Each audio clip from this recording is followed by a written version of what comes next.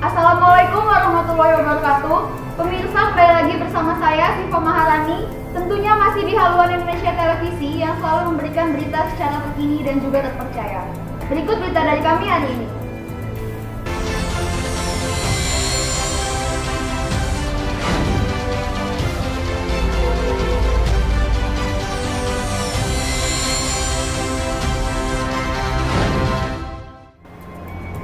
Berita pertama, Min 1 Lampung Barat memulai kembali aktivitas kegiatan belajar mengajar secara tatap muka dengan tetap memperhatikan protokol kesehatan. Harus pakai masker. Setelah 4 bulan belajar melalui daring, kegembiraan siswa Min 1 Lampung Barat sambut antusias aktivitas belajar di sekolah sejak Senin 31 Agustus lalu.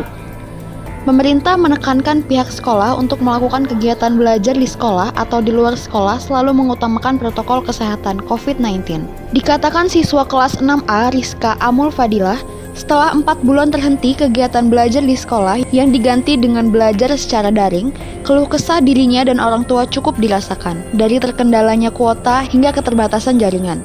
Dia berharap aktivitas belajar di sekolah akan terus dilaksanakan tanpa kembali belajar daring. Sementara Kapsek Min 1 Lampung Barat Isanuddin menjelaskan bahwa KBM tatap muka di sekolah madrasah di Kabupaten Lampung Barat mengacu dari surat keputusan Menteri Pendidikan dan Menteri Agama Republik Indonesia yang memperbolehkan satuan pendidikan bisa melakukan pembelajaran luring atau luar jaringan. Dengan persyaratan wilayah tersebut masuk kategori zona aman atau zona hijau. Sekolah yang akan melakukan KBM tatap muka harus memiliki izin dari gugus tugas. Meski memasuki new normal di Lampung Barat, siswa dan guru diutamakan melakukan protap kesehatan COVID-19 saat memasuki sekolah, wajib menggunakan masker, cuci tangan, dan menjaga jarak. Jumlah siswa masuk sekolah dibatasi dengan maksimal 18 orang per kelas, sehingga sekolah yang memiliki jumlah lebih akan dilakukan kegiatan mengajar dibagi 2 sesi. Maksimal dalam 1 sesi kegiatan belajar, siswa akan memakan waktu 2 jam tanpa adanya istirahat. PLT Kepala Kementerian Agama Lampung Barat, Marian Hasan, menuturkan bahwa sejak 31 Agustus 2020, Satuan Pendidikan Kementerian Agama Cabang Lampung Barat sudah kembali membuka KBM tatap muka, namun harus mengedepankan protokol kesehatan. Seperti yang terpantau pada Rabu pagi di Min 1 Lampung Barat, para siswa dan siswi saat hendak memasuki sekolah wajib menggunakan masker. Dites suhu tubuh, cuci tangan, dan di setiap kelas dibatasi siswa hanya 18 siswa. Serta setiap meja belajar di dalam kelas diberi jarak 1,5 meter antar siswa. Kelas berapa? Kelas 6A. Seneng nggak sekarang udah belajar tatap muka? Senang. Apa perbedaannya tatap muka sama daring? Kalau daring kan pakai kuota. Terus tuh sering dimarah mak. Kenapa? Ya kuotanya habis. Kuotanya habis. Jaringannya? Jaringannya lelet. Lelet juga. Nah sekarang kalau tatap muka di sekolah, gimana perasaannya? Senang bisa ketemu teman-teman, belajar bareng bapak ibu guru. Berapa bulan belajar daringnya? 4 bulan. Mau nggak berlanjut terus tatap mukanya? Mau. Mau ya?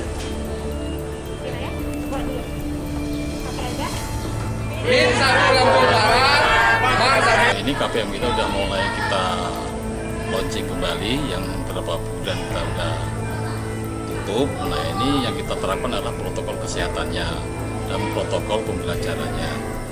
Adapun protokol kesehatan itu setiap siswa mau masuk itu harus cek suhu badan, kemudian harus cuci tangan, kemudian harus pakai hand sanitizer. Kemudian baru siswa diperbolehkan untuk masuk kelas. Untuk penerapan pembelajarannya, protokol kesehatannya adalah jarak antara siswa satu dengan siswa lainnya itu adalah 1,5 meter jaraknya, 1,5 meter. Nah, itu protokol pembelajarannya. Nah, adapun teknik pembelajarannya itu kita bagi 2 shift, yaitu shift pertama dan shift kedua. Durasinya 2 jam masing-masing shift. Jumlahnya per kelas itu maksimal hanya 18 siswa. Kita punya kelas unggulan namanya kelas tahfiz kelas khusus ya. Kelas tahfiz kelas khusus ya. Ini adalah program unggulan Min 1 Lampung Barat, adalah untuk mencetak penghafal Al-Qur'an. Untuk saat ini yang kelas khusus tahfiz ini ada 27 siswa. pembelajaran tetap dibagi dua shift, yaitu shift pertama dan shift kedua dalam pandemi COVID ini. Untuk siswa Min 1 Lombok Barat ini alhamdulillah sampai tahun pelajaran 2020, pelajaran 2021 ini jumlah siswa semuanya ada 520 siswa.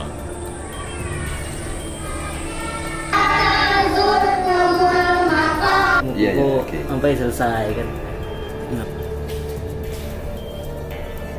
Madrasah yang ada di Kabupaten Lombok Barat sejak tanggal 31 Agustus yang lalu sudah mulai tetap muka secara serentak, baik MI, MTS maupun MAK, baik negeri maupun swasta. Kemudian yang memang dinyatakan sudah siap mengikuti tatap muka, dan ini kecuali untuk kecamatan di Kecamatan Wainong, khususnya Kelurahan Pajar Bulan, dan beberapa madrasah yang memang kita pengecualian yang melakukan tatap muka sampai yang tidak ditentukan belum ditentukan. Apa penyebabnya itu, Pak? Karena di kelurahan atau di Kelurahan Pajar Bulan, Kecamatan Wainong, dari beberapa waktu yang lalu ada beberapa siswa yang terkena itu masih terpapar. Kesehatan melalui macam-macam ini sudah pending atau ditunda beberapa waktu. Bagaimana dengan sekolah yang lainnya ke depan, Pak? Nah, untuk kedepannya ya kita tetap berharap melanjutkan ya dengan catatan memperhatikan, meningkatkan perhatian kita semua akan protokol kesehatan. Kami juga sudah sampaikan bahwa harus ada kejujuran dan niatan baik dari semua pihak, baik guru, siswa maupun wali murid. Sekiranya mengalami gangguan kesehatan atau sakit, supaya mereka bisa terus terang dan memberitahu ke sekolah untuk tidak memaksakan masuk sekolah.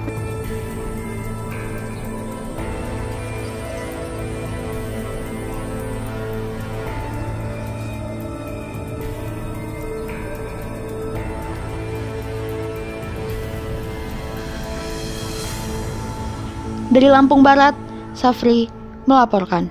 Berita selanjutnya, harga tanaman hortikultura anjlok sejak 1 bulan terakhir. Para petani pilih membabat tanamannya. Harga sejumlah tanaman hortikultura di Lampung Barat anjlok sejak 1 bulan terakhir. Para petani pilih babat tanaman. Seperti tanaman sayuran kol di Kecamatan Balik Bukit, Kabupaten Lampung Barat yang tidak laku dijual. Dikatakan Sofian, harga tanaman kol tersebut hanya Rp600. Permintaan tengkulak tidak banyak. Diperkirakan hanya 4-5 karung, itu pun tidak setiap hari. Dengan luas lahan mencapai 2 hektar di lokasi yang berbeda, tanaman kolnya menelan biaya hingga 40 juta untuk pemupukan atau perawatan semasa masa tunggu panen kapan akan habis. Sehingga dirinya dengan keterpaksaan melakukan pembabatan agar segera dilakukan pergantian tanaman. Menurutnya, untuk kembali menanam sayuran, dirinya harus hiruk pikuk terlebih dahulu mencari pinjaman. Sejak 1 bulan lalu, sejumlah harga tanaman hortikultura turun drastis dan susah untuk dipasarkan. Seperti tanaman cabai hanya Rp5.000, tomat Rp700, dan wortel Rp1.000. Sehingga banyak petani di Lampung Barat yang menggantungkan ekonominya pada hasil sayur mayur menjerit hingga merugi puluhan juta. Nggak laku, Mas. Ini sekarang harga kol anjlok gratis. Berapa emang harganya? Rp600 per kilo. Sudah lama terjadinya ini? Kurang lebih ya setengah bulan lah, Mas. Setengah bulan? Hampir sebulan. Sebelumnya berapa? Sebelumnya harga normalnya 2.500 sampai 3.000. Kalau penyebabnya sih kayak kurang paham juga. Yang jelas saat panen harganya juga kurang mendukung. Rp600. Jadi kita kurang apa ya? Ya dibilang rugi, ya rugi kita. Karena modal kita juga banyak. Ya hampir puluhan juta, Mas. Ini lahan kurang lebih 1 hektar. Kita habis dana 20 juta kurang lebih. 20 juta. Dan nah, obat-obatan dan lain sebagainya. Ini kan biayanya tidak kembali. Iya. Kemudian untuk kembali menanam ke bagaimana? Ya kita Nanam yang tanamannya modalnya tidak banyak. Seperti apa itu? Di jalan modalnya sedikit juga. Tapi ya terpaksa kita tetap rugi banyak ini Mas. Kita mau nyari modal buat nanam lagi juga bingung. Berarti otomatis harus pinjem. Bisa jadi harus pinjam, kita juga harus ya cari kesana kemari. Dari Lampung Barat, Safri melaporkan. Berita terakhir, pemerintah Kabupaten Tanggamus gelar prosesi pelantikan administrator dan camat. Pemerintah Kabupaten Tanggamus menggelar prosesi pelantikan jabatan administrator dan camat. Kegiatan ini bertempat di ruang rapat utama Sekretariat Pemkab setempat pada Jumat 4 September 2020. Dalam pelantikan ini dilakukan langsung oleh Bupati Tanggamus Haji Dewi Handayani SEMM dengan didampingi Sekda Hamid Haryansyah Lubis, staf ahli Firman Rani, asisten bidang administrasi Josen Vanessa, asisten bidang pemerintahan dan Skesra Fatur Rahman, asisten bidang ekonomi Sikisno, dan kepala BKD Aan Derajat. Pelantikan berdasarkan surat keputusan Bupati Tanggamus nomor 821.2-853-39-2020 tentang pemberhentian, pemindahan, dan pengangkatan pegawai negeri sipil dalam dan dari jabatan administrator dan camat.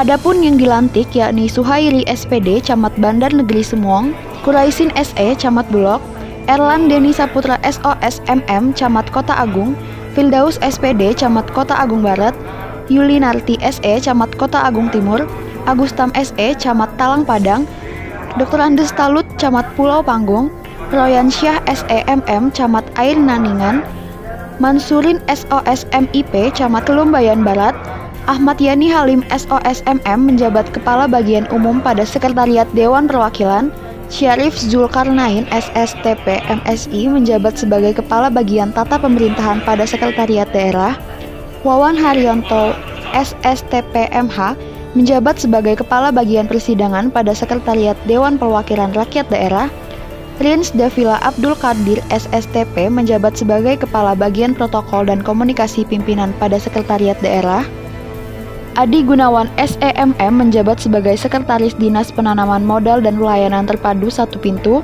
Bambang Lerobo Sampurna SSTP MSI menjabat sebagai Sekretaris Badan Kepegawaian dan Sumber Daya Manusia, Roslan SPD MM menjabat sebagai Kepala Bidang Pendidikan Dasar pada Dinas Pendidikan, dan Darsun SEMM menjabat sebagai Kepala Bidang Kedarutaan dan Logistik pada Badan Penanggulangan Bencana Daerah.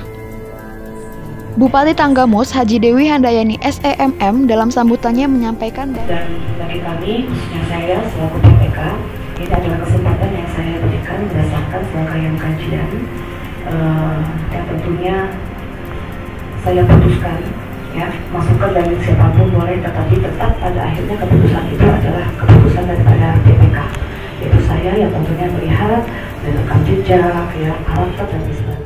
Sebaik-baiknya, menjaga amanah dengan sebaik-baiknya, karena saya dan juga tim seleksi kinerja itu hanya perantara saja, ya. Tetap bagaimanapun juga ini adalah ketentuan dari Yang Maha Kuasa, dan tetap evaluasi akan kami lakukan untuk melihat sejauh mana kinerja baik secara personal maupun kemampuan untuk dapat memanage organisasi yang dipimpinnya, ya, kemudian juga bagaimana berikan pelayanan dan juga pengabdian kepada masyarakat. Tentu ini adalah satu hal yang sifatnya dinamis dan juga untuk tadi pemantauan kami dan juga evaluasi. Saya khususnya selaku PPK dan kepada para camat itu hanya cukup berat, ya, karena jangan sampai nanti tidak bisa menjalankan tugasnya dengan baik, karena kembali lagi nanti masalah gender akan dipermasalahkan. Dan kepada yang lainnya, ini insya Allah kita akan menggelar, walaupun ini masih akan kami rapatkan lagi dengan jajaran Forkopimda, bahwa PKPOL ini akan digelar di akhir tahun 2020. Ini menjawab pertanyaan daripada masyarakat, khususnya juga para calon kepala parpol yang akan berkontestasi, yang selalu disampaikan kepada saya dan juga jajaran, kapan ini GKPOL di Kabupaten Tanggamus, ya, karena memang kita mengikuti arahan dari Mendagri, di mana kita tidak boleh melaksanakan atau menggelar GKPOL sebelum pelaksanaan pilkada. Pilkada itu tanggal 9 Desember. Ya, jadi saya sampaikan maksudnya kenapa, supaya para camat dan baju lantik ini juga segera mempersiapkan diri, ya. Kemudian juga sosialisasi dan juga menjalin koordinasi dan komunikasi yang baik dengan jajaran puspikannya juga, ya, karena di Tanggamus ini ada 220 ya pakon yang akan menggelar prakakonnya, jadi cukup besar juga jumlahnya. Ya, beberapa daerah mungkin sama-sama akan menggelar prakaon juga ataupun pemilihan kepala desa, tetapi kayaknya Tanggamus ini yang cukup besar ini, ya. Sehingga saya berharap semuanya bisa berjalan dengan baik dan juga lancar. Mungkin apabila memang pengabdian kita adalah pengabdian dimanapun kita diberikan kepercayaan oleh pimpinan, maka kita akan menjalankan dengan sebaik-baiknya, ya. Dan sekali lagi saya tunggu hasil kinerjanya, ya, dan juga mengamankan, maksud saya mendukung dan juga mengawal apa yang menjadi kebijakan pimpinan, khususnya dalam hal ini saya selaku Bupati memiliki program yang 55 aksi itu harus dikawal dan juga harus direalisasikan, karena ini semuanya akan bisa terwujud karena kerja kolaboratif daripada kita semuanya. Ya, tetap kita menjaga kondusivitas di Kabupaten Tanggamus, ya, dan menjalankan program berdasarkan klien waktunya untuk dikedepankan, ya. Jangan sampai nanti adanya penggantian dalam platform masa jabatan ini justru menurunkan kinerja dibandingkan dengan kinerja yang sebelumnya. Saja yang dapat saya sampaikan. Allahumma salli ala sayyidina Muhammad wa ala ali sayyidina Muhammad. Allahumma ya Allah ya Tuhan kami, segala jabat di lingkungan pemerintah Kabupaten Tanggamus yang telah berjalan dengan hikmat dan lancar. Semoga acara ini ya Allah senantiasa mendapatkan berkah. Dari Tanggamus, Rodial dan Anton melaporkan.